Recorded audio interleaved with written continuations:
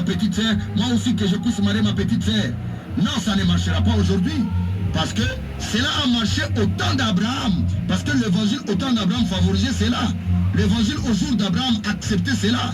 Tu peux marier ta petite sœur, ce n'est pas un péché. Ça, c'était les jours d'Abraham.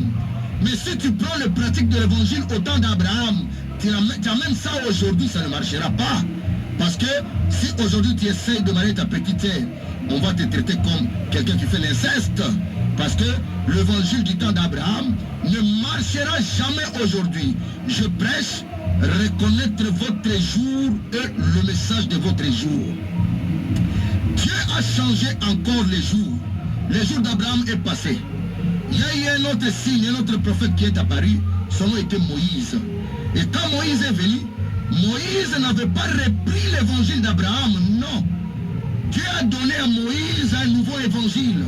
Dieu a donné à Moïse un nouveau message. Et le message que Moïse prêchait, acceptait et favorisait par exemple la polygamie. Au temps de Moïse, tu peux marier plusieurs femmes, ce n'est pas un péché. Quelqu'un qui a beaucoup d'argent, il peut avoir 5 femmes, 3 femmes, 2 femmes, ce n'est pas un péché. Parce que le message, l'évangile du temps de Moïse favorisait la polygamie. Mais si tu prends l'évangile de Moïse, parce que tu l'as lu dans la Bible, et apporter cela dans notre jour aujourd'hui, et cela ne marchera pas. Cela ne peut pas marcher. Pour vous dire quoi? Chaque temps a son évangile. Chaque jour a son message. Chaque dispensation a sa lumière. Et au temps de Moïse, la polygamie était acceptée. La polygamie était normale parce que l'évangile du temps de Moïse acceptait la polygamie. Mais si tu dis parce que je lis dans la Bible, Moïse a accepté la polygamie et que je puisse apporter cela aujourd'hui dans notre temps où nous vivons, cela ne marchera pas. C'est pourquoi je prêche, reconnaître votre jour et son message. Le message de Noé ne marchera pas aujourd'hui. Le message d'Abraham ne marchera pas aujourd'hui. Le message de l'évangile de Moïse ne marchera pas aujourd'hui. Aujourd'hui, nous sommes dans un autre jour. Tu peux me dire pourquoi vous croyez à notre Seigneur Jésus-Christ. Nous arrivons maintenant quand notre Seigneur est venu sur la terre. C'était un autre jour. Parce que Moïse avait dit, votre Dieu vous suscitera un prophète d'entre vos frères et vous l'écouterez dans tout ce qu'il vous dira. Et celui qui n'écoutera pas ce prophète sera exterminé parmi le peuple de Dieu. Mais là, écoutez, quand Jésus-Christ est apparu, tout ce que Moïse a prêché est tombé caduc. Tout ce que Moïse a prêché n'existait pas. Un Christ personnifiait un homme. Christ qui était Melchisedec. Christ qui était tube de l'âge de Noé. Christ qui était un rocher qui suivait les enfants d'Israël dans le désert est devenu maintenant un homme. On l'a appelé Jésus-Christ. Ça, c'était un autre jour. Et lui-même, Jésus-Christ, est devenu un prédicateur et il a prêché sa propre parole. Avant qu'il puisse terminer sa mission terrestre ici sur la terre, il a donné un avertissement colossal. Et il a dit, moi je vais partir, mais derrière moi, si quelqu'un vous dit que le Christ est à la montagne, n'y croyez pas. Si quelqu'un vous dit que le Christ est dans cette maison, n'y croyez pas.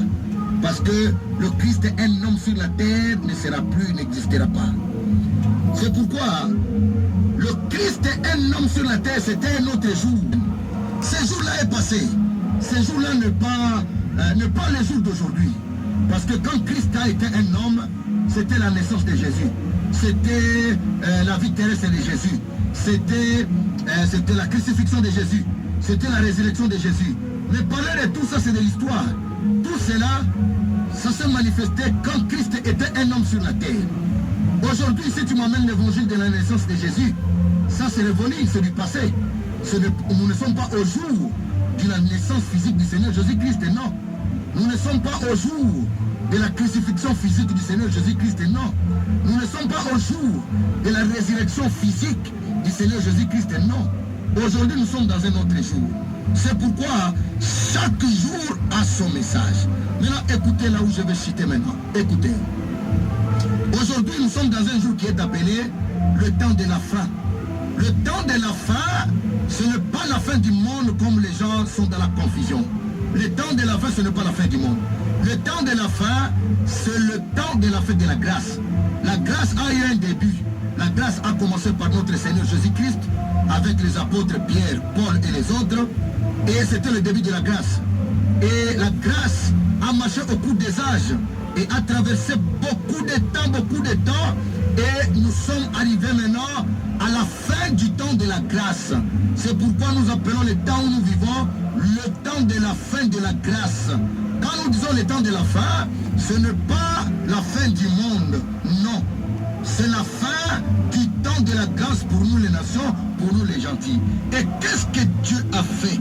Comme Dieu a toujours eu l'habitude d'envoyer ce messager, et au temps de la fin, Dieu nous a envoyé son porte-parole, Dieu nous a envoyé son prophète, Dieu nous a envoyé quelqu'un pour nous apporter l'évangile d'aujourd'hui, l'évangile du temps de la fin. Écoutez mes chers bien-aimés, aujourd'hui, nous ne sommes pas dans des évangiles passés. Non, ce que Noé a prêché, ça c'était l'évangile passé. Ce que Moïse a prêché, ça c'était l'évangile passé. Ce que tous les autres ont prêché, ce sont des évangiles passés. Mais aujourd'hui, Dieu nous a donné son évangile qui correspond à notre jour, qui traite les affaires de notre jour, qui combat la civilisation de notre temps. Et celui qui a porté cet évangile, c'est notre prophète William Marion Branham. Et notre prophète William Marion Branham, il a commencé à restaurer d'abord les fondements que les apôtres ont donnés. Et quand il a terminé la restauration des fondements des apôtres, et il a apporté maintenant la trompette que Dieu lui a donnée. On appelle la trompette de l'évangile. C'est pourquoi, frère, le message du temps de la fin que Branham a apporté, c'est ça la parole de Dieu qui est venue préparer la seconde venue du Seigneur Jésus-Christ. Aujourd'hui, on n'attend pas, nous ne sommes pas dans l'attente de la naissance de Jésus, non. Nous ne sommes pas dans l'attente de la crucifixion de Jésus, non. Nous ne sommes pas dans l'attente de la résurrection de Jésus, non. Jésus était né, Jésus était mort, Jésus était ressuscité, Jésus est parti dans son ascension. Tout ça sont des événements passés. Mais le plus grand événement que nous attendons aujourd'hui, c'est la seconde venue du Seigneur Jésus-Christ. Nous vivons au jour de la seconde venue du Seigneur Jésus-Christ. Parce que quand j'ai commencé à prêcher la bonne nouvelle ici, j'ai dit ceci. Vous devez reconnaître votre jour et son message. Vous devez reconnaître votre temps et l'évangile de votre temps. Vous devez connaître la dispensation où tu vis maintenant et la lumière de votre jour. Parce qu'il est dit dans Zacharie 14 que vers la fin de la grâce, vers le temps du soir, la lumière paraîtra. La lumière n'a jamais été autre chose que l'évangile qu'a apporté le prophète du Seigneur. Et le prophète du Seigneur, ce sont des lampes qui brillent envoyées par notre Seigneur Jésus-Christ. C'est pourquoi, mon cher bien-aimé, j'ai voulu vous parler ainsi et vous dire que nous vivons au temps de la fin, nous sommes à la fin de la grâce, nous sommes au temps de la fin et qui doit reconnaître le vrai des enfants de Dieu pour la seconde venue de Jésus-Christ. C'est pourquoi, si vous m'entendez cet après-midi, vous devez croire au message du temps de la fin. Vous devez croire à l'exactitude de la parole. Vous devez croire à l'envoi du Seigneur Jésus-Christ à ce temps de la fin. Dieu nous a envoyé William Branham, Dieu nous a envoyé notre prophète pour venir nous donner le message du temps de la fin, pour nous apporter la lumière du Seigneur Jésus-Christ. C'est pourquoi je vous remercie. Que Dieu vous bénisse sur le chemin. Merci beaucoup.